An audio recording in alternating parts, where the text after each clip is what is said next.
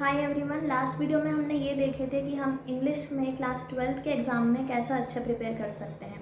इस particular video में हम यही चीज़ फिज़िक्स के लिए देखेंगे। मैंने अपने लैपटॉप में अपने नोटपैड में कुछ कुछ पॉइंट्स लिख लिए हैं आप लोगों के लिए, तो हम अभी इसी को डिस्कस करने वाले हैं। पहला पॉइंट ये है कि फ़िज़िक्स के चैप्टर्स को आपको देखना होगा कि वो आखिर कहना क्या चाह रहे हैं। जैसे हम जब 11th में थे तो हमने देखा था कि हमारे चैप्टर्स काफ़ी डिस्क्रीट हुआ करते थे, वो सभी चैप्टर एक दूसरे से लिंक थे।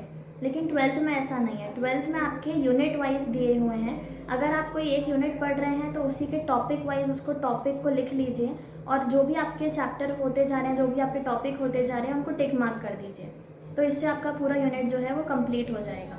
सेकेंड पॉइंट जो ये है वो है कि हमारी जो फिज़िक्स हम स्टार्ट करते हैं उसमें एनसीईआरटी से स्टार्ट मत करिए, एनसीईआरटी को रीड मत करिए। आप जहाँ से भी पढ़ रहे हैं पहले उस पर्टिकुलर चैप्टर या उस पर्टिकुलर यूनिट को समझिए, उसके बाद फिर आप एनसीईआरटी के एग्जाम्पल्स जो कि सॉल्व्ड और अनसॉल्व्ड दोनों हैं उनको गो थ्रू करिए।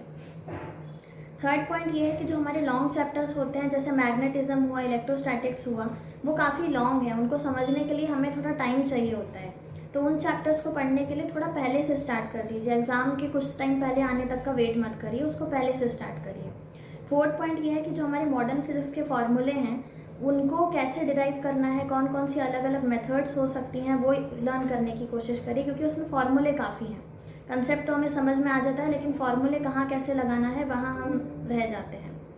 फिफ्थ पॉइंट ये है कि हमारे जितने भी डेरिवेशंस हैं उन सारे डेरिवेशंस की एक लिस्ट बना लीजिए और जो भी आपके होते जा रहे हैं उनको टिक मार्क करते जाइए। और ये चीज़ याद रखिए, डेरिवेशन का जो सल्यूशन है उसको समझने की कोशिश करिए कि इसको हमने इसी अप्रोच से क्यों किया, और कोई अप्रोच यूज़ करते तो क्या होता, उसके पीछे लॉजिक क्या है, वो समझने की कोशिश करिए।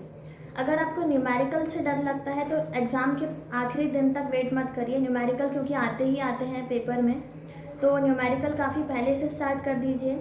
गूगल पे काफ़ी सारे क्वेश्चन मिल जाएंगे आपको न्यूमेरिकल के ऊपर, वो आप करना स्टार्ट करिए। हमारी बैक एक्सरसाइज होती है फिज़िक्स में, वो करना स्टार्ट करिए। और जो हमारे फॉर्मूले कैसे लगते हैं वो समझना सीखिए। न्यूमेरिकल की तो यही ट्रिक हो सकती है।